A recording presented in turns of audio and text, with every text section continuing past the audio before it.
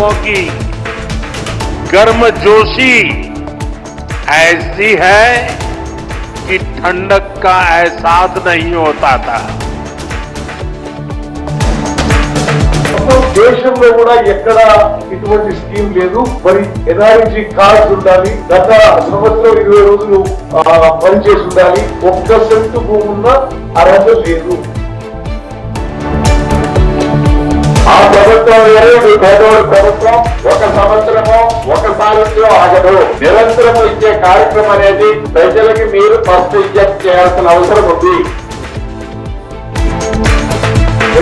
పరిస్థితుల్లో కూడా దీంట్లో మిస్యూజ్ అయితే వీల్లేదు. 5 లక్షలు అంటే నాటే మాలుమో 5 లక్షలు ఇచ్చి ఒక పేదవానికి ఇల్లు కట్టిస్తాం. ఇలాంటి కార్యక్రమాన్ని చాలా జాగ్రత్తగా చేయాలని నాకు పర్సనల్ రిక్వెస్ట్. ఇది మట్టి పనికి ఉపాధి హామీలో గడ్డపార పట్టుకొని పోతున్న ప్రతి కూలీకి కూడా ఇందిరమ్మ ఆత్మీయ భరోసా పథకాన్ని వర్తింపజేయండి. మీరు గ్రామ సభలు పెట్టే అసెంబ్లీలో జరిగిన ఎన్నో సమస్యలు జరుగుతూ ఉంటాయి. అసెంబ్లీలో ఎన్నోసార్లు రూష్టంగా జరుగుతూ ఉంటాయి. స్పీకర్ కంట్రోల్ చేసి ఎక్కడ ఏమైంది ఉండగా ఒకరి మధ్య ఒక సంబంధించి కోటేసి మరి ఇక్కడ ఎందుకు జరగలే, అక్కడ 2% డ్రైవ్ తీసుకెట్టేదాకా తీసుకొచ్చి ఏ పార్టీలో ఉన్నావా లేదంటే మూసుకొని కూర్చోవు. నువ్వు నిజంగా నువ్వు కాంగ్రెస్ వాడివి అయితే, నువ్వు ఒక అవ్వకే పుట్టినోనివి అయితే, నువ్వు ఒక మనిషివే అయితే ఇలా వెంటనే బీఆర్ఎస్ పార్టీకి రాజీనామా చేయి. నీ శాసన ఇలా నువ్వు స్పీకర్కి ఇవ్వాల్సింది బాడీ కౌశిక్ రెడ్డి మీద ఫిర్యాదు కాదు, నీ రాజీనామా లెటర్ ఇచ్చిరాపో. కేసీఆర్, కేటీఆర్, హరీష్ రావుల కరీంనగర్ వేదిక నుంచి హెచ్చరిస్తున్నా, ఇట్లాంటి సైకో నా కొడుకుల్ని కంట్రోల్ చేయకపోతే టీఆర్ఎస్ పార్టీ నాయకులు ఎవ్వరు కూడా రోడ్డు మీద తిరగనియం. మేము గనక నీలాగా ప్రవర్తించాలి, విలువలు పక్కకు పెట్టాలి అనుకుంటే ఎక్కడుంటావు అని చెప్పి అడుగుతా ఉన్నాం. నీ పరిస్థితి ఏంది అని అడుగుతా ఉన్నాం.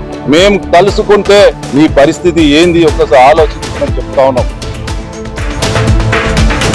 7 మాసాల మాట అద్భుతంగా పరిపాలన చేసి ఉంటే 1.19 లక్షల అప్పు ఎందుకు చేశారు? మీరు లక్షల కోట్లు ఎందుకు అప్పు చేశారు 7 మాసాల్లోనే? జగన్మోహన్ రెడ్డి గారి పనితీరు పట్ల, ఆయన వ్యవహార శైలి పట్ల ఆయన ఇంకా పద్ధతి మార్చుకోవటం లేదు అనే అసంతృప్తితో పార్టీలోని ముఖ్య నాయకులందరూ కూడా వీడిపోతా ఉన్నారు. కానీ ఇష్టం వచ్చినట్టు చేతిలో సోషల్ మీడియా ఉంది కదా, ఫోన్ ఉంది కదా అని చెప్పి ఇష్టం వచ్చినట్టు మాత్రం రాస్తే మంచిగా ఉండదు.